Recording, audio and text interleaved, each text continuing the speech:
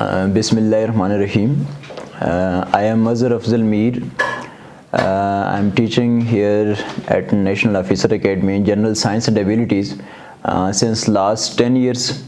आज हमारी जो डिस्कशन होगी इस वीडियो के अंदर वो ये होगी कि जो CSS 23 का GSA का पेपर उसका जनरल साइंस एंड एबिलिटीज़ में से जो एबिलिटी वाला सेक्शन है उसके ऊपर हम बात करेंगे कि मेनली वो क्वेश्चन किस किस एरिया में से आए और उनको किस तरह टैकल करना था। आल्दो प्रॉपरली उस तरह एक एक सवाल को यहाँ इस शॉर्ट वीडियो के अंदर हल करके तो नहीं दिया जा सकता, लेकिन इन शॉर्ट में हिंट्स करूँगा कि किस तरह से क्वेश्चन को अटेम्प्ट करना था या हमने क्लास के अंदर उस सेक्शन से रिलेटेड ये चीज़ें कहाँ पर पढ़ी, और साथ साथ पास पेपर एनालिसिस भी करेंगे कि इस दफ़ा के पेपर में और पिछले पेपर्स में क्या चीज़ कॉमन थी, क्या डिफरेंसेस थे। तो इसमें सबसे पहली चीज़ तो मैं अगर पास पेपर्स के लिहाज से इसको देखूं, GSA का पेपर इसका जनरल एबिलिटी वाला पोर्शन पहले पेपर्स के अंदर सबसे ज़्यादा जो पोर्शन टच करता था, बाकी अलजबरा वगैरह इस तरह की चीज़ें ज़्यादा टच करता था। ज्योमेट्री का पोर्शन 10 नंबर का पिछले पेपर्स में चलता आ रहा था। इस दफ़ा ज्योमेट्री वाले सेक्शन को थोड़ी वेटेज ज़्यादा दे दी है, 10 के बजाय इस दफ़ा 20 नंबर के सेक्शंस हैं। आपके सामने पेपर्स पे आप लोग साथ देख सकते हैं अपने जो 4 पार्ट्स दिए हुए हैं ज्योमेट्री में से, तो ये 20 मार्क्स का ज्योमेट्री में से इस दफ़ा टच किया, यानी ओवरऑल पास पेपर्स के लिहाज से देखा जाए तो इस दफ़ा ज्योमेट्री की वेटेज पेपर में ज़्यादा है, 20 मार्क्स सिर्फ ज्योमेट्री में से पूछ लिए। दूसरी चीज़ परसेंटेज कॉमनली चला रहा है। मेरी आप लास्ट रिवीजन क्लास नोवा में जो हमने दी उसको भी आप देख सकते हैं। मैंने परसेंटेज के ऊपर वाज़े फोकस किया था कि इसके ऊपर हर बार क्वेश्चन आ रहा है, सिवाय एक पेपर में नहीं आया था CSS 20 में, तो ओवरऑल हर पेपर में आ रहा था। तो इस दफ़ा भी CSS 23 में भी परसेंटेज का सवाल मौजूद था, यानी जो पास पेपर्स के लिहाज से अगर हम देखें उस एनालिसिस में देखें तो परसेंटेज हर बार पूछता आया है सिवाय एक पेपर के CSS 2020, तो इस दफ़ा भी पूछ लिया। इधर इस दफ़ा क्वेश्चन नंबर आप वाज़े देख सकते हैं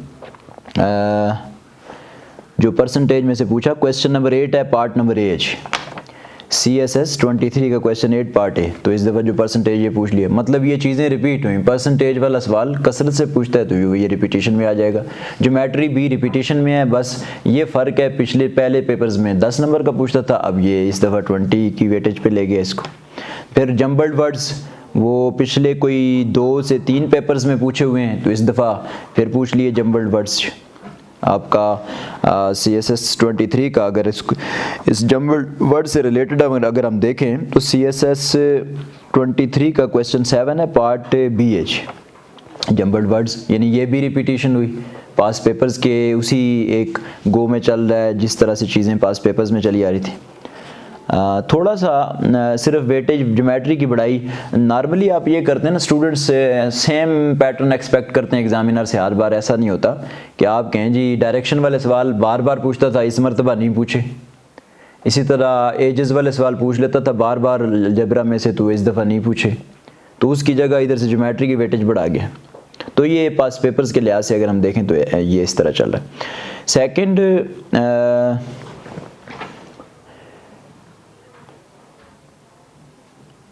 इसमें एक और चीज़ जो डिफरेंट करके पूछी थी, जो आप कह सकते हैं कि पेपर में आउट ऑफ द वे गया है, वो था जी पैरामिड का वॉल्यूम फाइंड करना। वो मतलब नॉर्मली प्योर मैथ वालों को भी कम आइडिया होता है, तो वो एक नई चीज़ आपके लिए हो सकती थी सिर्फ एक पार्ट की हद तक। बाकी ओवरऑल चीज़ें वही थी जो हम क्लास के अंदर डिस्कशन करते हैं। मैं अगर शॉर्टली इनको हिंट वाइज बताता जाऊँ आपको। सेक्शन B है CSS 2023 GSA का एबिलिटी वाला पोर्शन, और इसका सेक्शन B, तो इसका क्वेश्चन 6 और पार्ट A है जी। इसमें उसने कहा था जी एक टेलीफोन कंपनी है, charges initially 0.50 rupees, then 0.11 for every minute, right an expression. तो ये कहाँ से है, right an expression for n minutes, ये कहाँ से है, जब हम solution of linear algebraic equations पढ़ते हैं तो वहाँ पर ये आपको मैं एक्सप्रेशन डेवलप करना वहाँ सिखाते होते हैं हम क्लास के अंदर। तो ये सिर्फ एक स्टेप के अंदर 0.50 प्लस 0.11 कैपिटल N, क्योंकि n मिनट्स के लिए था, सिर्फ एक स्टेप के अंदर इसका आंसर आ रहा था। तो एक स्टेप से आपको 5 नंबर मिल रहे थे, ठीक है जी। इसी तरह इसी का क्वेश्चन 6 का पार्ट बी है, सीरीज़ पूछी है। ये हम लेक्चर में कहाँ पढ़ते हैं, आपका लेक्चर में हेड है लॉजिकल प्रॉब्लम्स। लॉजिकल प्रॉब्लम्स के अंदर हम 3 तरह की सीरीज़ पढ़ते होते हैं। तो उन सीरीज़ में से जो न्यूमेरिक सीरीज़ हैं वो इधर पेपर में पूछी हैं। हम 3 तरह की पढ़ते हैं, अल्फ़ाबेटिक पढ़ते हैं, अल्फ़ा न्यूमेरिक पढ़ते हैं और सिर्फ न्यूमेरिक पढ़ते हैं। तो न्यूमेरिक में से पूछ लिया, और न्यूमेरिक के लिए मैंने आपको आइडियाज़ पढ़ाए हैं, उन्हीं आइडियाज़ में से यहाँ पर भी चल रहे हैं। एग्जैक्टली मैं अगर इन क्वेश्चंस को देख लूँ, एडिशन का आइडिया है जी, स्क्वायर्स ऑफ द नंबर्स इसका आइडिया है इसी सवाल के अंदर, फिर क्यूब्स ऑफ द नंबर्स इसके अंदर ये भी हम आइडिया पढ़ते हैं उधर अपने लेक्चर के दौरान। तो मतलब addition, squares of the numbers और क्यूब्स ऑफ द नंबर्स, इसकी बेस पर ये सीरीज़ नंबर्स की सीरीज़ सॉल्व हो रही थी जी। तो ये हमारा जो लेक्चर है क्लास का वो लॉजिकल प्रॉब्लम्स के अंदर न्यूमेरिक सीरीज़, उसके अंदर जो आइडियाज़ मैं बता रहा हूँ तो वहाँ से जी 3 आइडियाज़, उसमें से एडिशन का idea, squares of the numbers का idea, cubes of the numbers का आइडिया। देन है जी पार्ट सी, इसके अंदर उसने पूछा था जी पेरीमीटर दिया है और एरिया की बात की है। तो पेरीमीटर भी हम ज्योमेट्री जब पढ़ते हैं तो उसके अंदर एग्जैक्टली आप लेक्चर में अगर आप देखें तो पेरीमीटर, जिधर मैं ज्योमेट्रिकल शेप्स पढ़ाता हूँ, तो ज्योमेट्रिकल शेप्स के अंदर सबसे पहले जब रेक्टेंगल से हम शुरू कर रहे होते हैं तो वहाँ पे पेरीमीटर में आपको दूसरे या तीसरे पॉइंट के अंदर डिस्कशन हम कर रहे होते हैं ड्यूरिंग लेक्चर। तो पेरीमीटर जी हमें पता है कि क्या होता है, sum of all the sides, boundary, पूरी बाउंड्री। तो इधर रेक्टेंगल ही दी थी, तो रेक्टेंगल हमने ज्योमेट्रिकल शेप्स की पहली शेप ही हम क्लास में ये पढ़ते होते हैं। जब एंगल्स, ट्राई एंगल्स पढ़ने के बाद ज्योमेट्रिकल शेप्स पे जाते हैं तो उसकी पहली शेप यही होती है रेक्टेंगल। तो वहाँ मैंने आपको पढ़ाया जी कि क्या होता है पेरीमीटर, कि सम ऑफ ऑल द साइड्स है, उन सारी साइडों को जमा करना। अब देखें इधर आपको 3 साइडें दी हुई हैं, चौथी नहीं दी हुई, तो ठीक है हमें पता है रेक्टेंगल के अंदर दो साइड्स इक्वल और पैरेलल होती हैं। तो ये जो 2 साइड, ऊपर वाली साइड और नीचे वाली साइड, अगर पेपर में आप देखें इसको तो ये दोनों दी हुई हैं। तीसरी जो साइड है एक तरफ वाली राइट साइड वो दी हुई है, लेफ्ट साइड नहीं दी हुई। तो हमें पता है ना राइट साइड और लेफ्ट साइड ये दोनों आपस में बराबर हैं, तो बेशक ना दी हूँ, रेक्टेंगल की ये खूबी है कि उसकी अपोजिट साइडें आपस में बराबर भी होती हैं। तो ये तो जैसी ये राइट साइड वाली ऐसी लेफ्ट साइड वाली होगी। अब मसला ये था कि स्टूडेंट्स को इसलिए मुश्किल लग गया इसमें कि उसने एक्स वाई की टर्म्स में दिया था। आप वही डेफिनेशन लगा के चले ना कि सम करें ऑल द साइड्स का, तो पेरीमीटर आ जाएगा। तो बेशक जो मर्जी वैल्यूज़ दी हो, इधर उसने वेरिएबल्स की फॉर्म में दी है, तो आप इसको सारी साइडों को ऐड कर लें। तो सारी साइडों को ऐड करके यहाँ से आपके पास एक वेरिएबल निकल जाता है जी। मैं इसको प्रॉपर अब उस तरह सवाल पूरा तो हल नहीं करा सकता, लेकिन हिंट कर रहा हूँ कि ये एक वेरिएबल आपको यहाँ से मिल जाएगा जी। तो या एक्स या वाई, ये सारी साइडें जमा करें, आप सिर्फ डेफिनेशन लगाएं पेरीमीटर के, और उसके बाद आप ये कहें जी कि रेक्टेंगल के अंदर अपोजिट साइडें इक्वल होती हैं, तो 2 साइडें कोई सी इक्वल करें, तो वहाँ से आपको दूसरा वेरिएबल भी मिल जाएगा। एक्स और वाई की वैल्यूज़ जब आ गई तो वहाँ से आप एरिया निकाल सकते हो आसानी के साथ, क्योंकि एरिया होता है क्या, लेंथ इंटू विड्थ। तो लेंथ आपको दी गई है जी, ये नीचे जो एक्सप्रेशन दिया हुआ है लेंथ का, और विड्थ का एक्सप्रेशन आपको ये राइट साइड पर दिया हुआ है। तो सिर्फ एक्स और वाई इसमें नहीं है, वो आपने ऑलरेडी निकाल लिए बाई यूजिंग द पेरीमीटर। तो ये सॉल्व इस तरह करना था जी। तो देन क्वेश्चन 6 का पार्ट डी, उस पे आ जाए। तो उसमें भी ये था कि Ahmed stands at point D 2 metre in front of a spotlight at point A.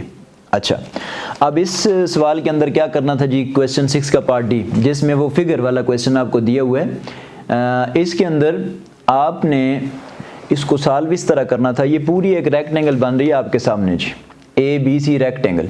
Rectangle का एरिया हमने पढ़ा हुआ है क्लास के अंदर।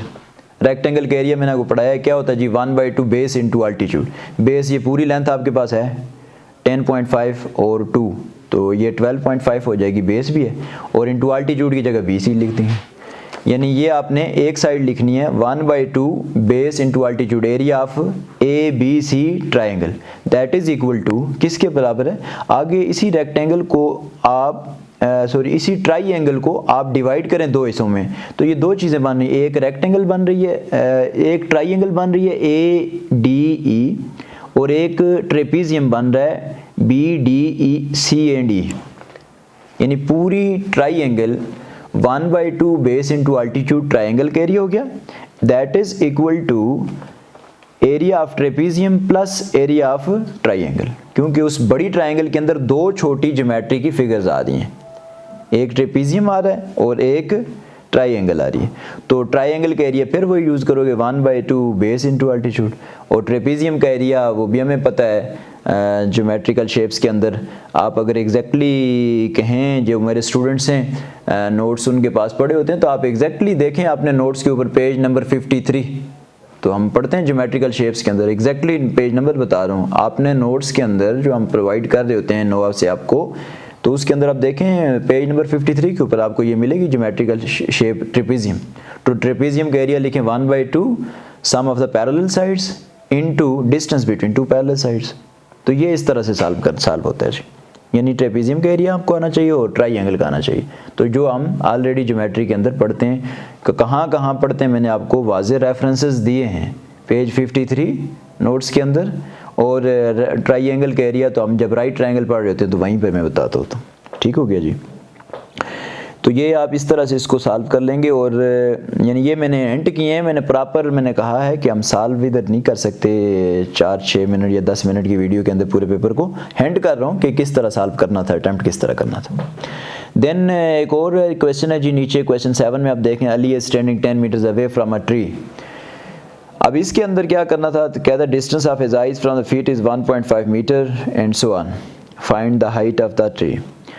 इसमें क्लियर कट पाइथागोरस थ्योरम लग रहा था जी, पाइथागोरस थ्योरम लगाएंगे आप इसमें, यानी क्वेश्चन 7 का पार्ट ए पाइथागोरस थ्योरम।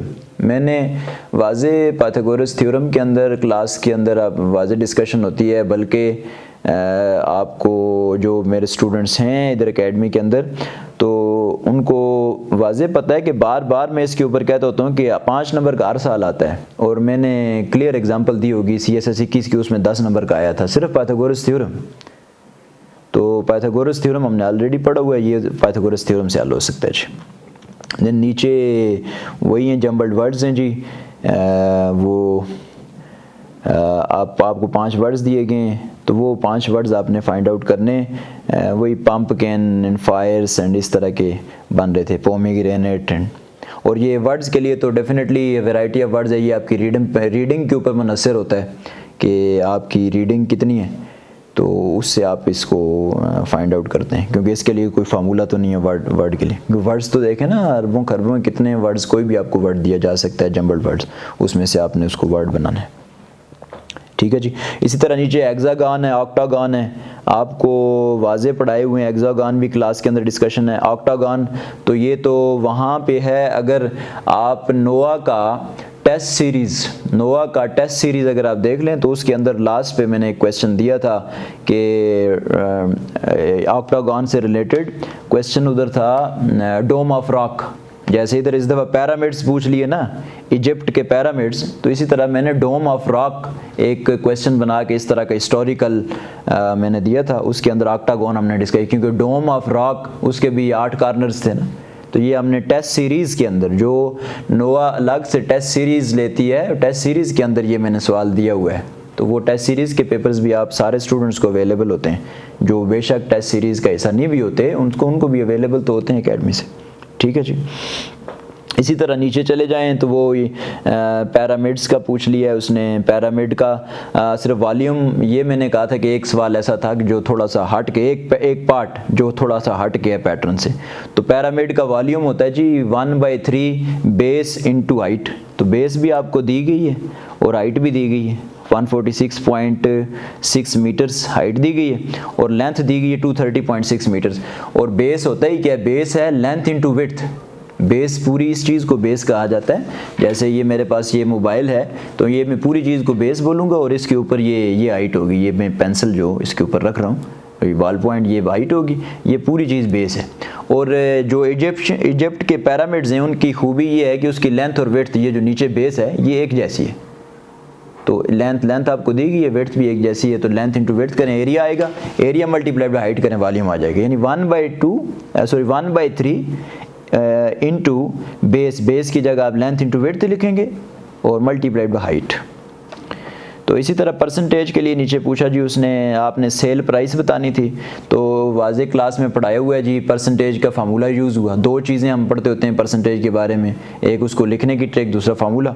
तो ये इसके अंदर फार्मूला यूज़ हो गया जी परसेंटेज का, कि सेल प्राइस निकालनी है आपको परचेज़ प्राइस भी दी हुई है और गेन प्रॉफिट भी दिया हुआ है, परसेंटेज प्रॉफिट जिसको आप लिखते थे, गेन इधर आपको दिया गया है, तो आप यहाँ से सेल प्राइस निकाल सकते हैं यूजिंग दैट फार्मूला। क्लास के अंदर हम क्लियरली डिस्कशन करते हैं जी।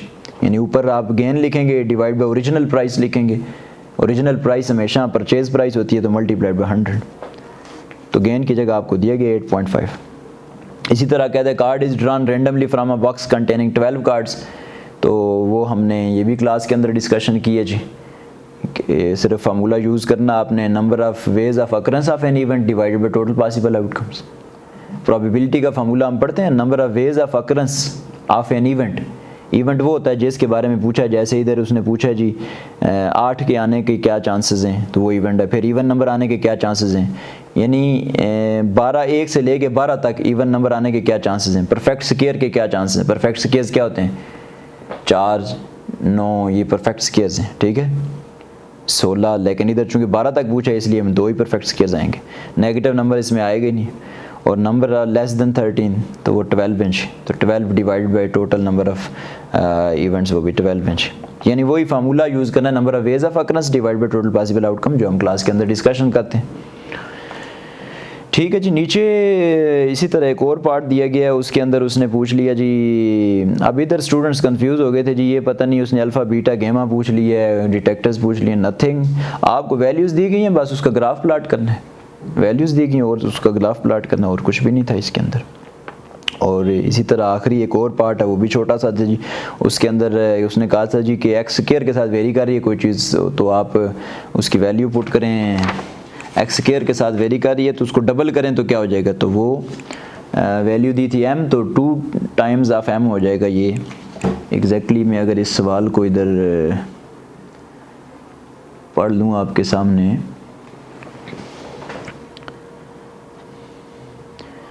एक्सप्रेशन दिया था जी y is directly proportional to x square, तो x को डबल करना था यानी 2x हो जाएगा, तो y is equal to, y is directly proportional to x square है, तो इसको आप लिख लें y is equal to k x square, क्योंकि प्रोपोर्शनलिटी हम हटाते हैं तो हम लगाते होते हैं इक्वलिटी, तो y is equal to equal और k constant of proportionality k x square हो जाएगा।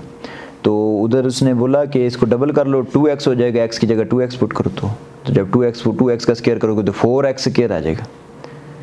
और साथ ही x की जगह आपको वैल्यूज़ दी गई हैं, उस सवाल के अंदर वैल्यूज़ दी गई थी जी, m is equal to k x square, तो यहाँ से आप निकाल सकते हैं x स्क्वायर, वो m ओवर k आ जाएगा। तो इसको सॉल्व करें तो y is equal to 4 times m हो जाएगा जी। ये मैं शार्टली बता रहा हूँ, एंड कर रहा हूँ, बाकी ये प्रॉपर सॉल्व करके बताना इधर पॉसिबल नहीं है। यानी सिर्फ आपने x की जगह 2x पुट करना था, तो वो 4x स्क्वायर आ रहा था, तो वो ऊपर वैल्यू खुद दी हुई है उसने कि y is equal to k x square, और y in terms of m दिया गया था, तो वो उसकी जगह m की वैल्यू पुट कर देनी थी। तो ये सारी इसकी डिस्कशन थी जी, यानी कैसे कैसे सॉल्व करना था, शॉर्टली मैंने डिस्कस कर लिया आप लोगों के साथ पेपर। तो होप सो आपको फ़ायदा हुआ होगा इससे। तो बाकी इन डिटेल सोल्यूशन तो नहीं दिया जा सकता इधर 5-8 मिनट के अंदर, तो क्लास के अंदर हम कहाँ कहाँ ये पढ़ाते हैं, ये इसके ऊपर भी डिस्कशन होगी, सारे पास पेपर्स का भी एनालिसिस हो गया आपका। Thank you so much.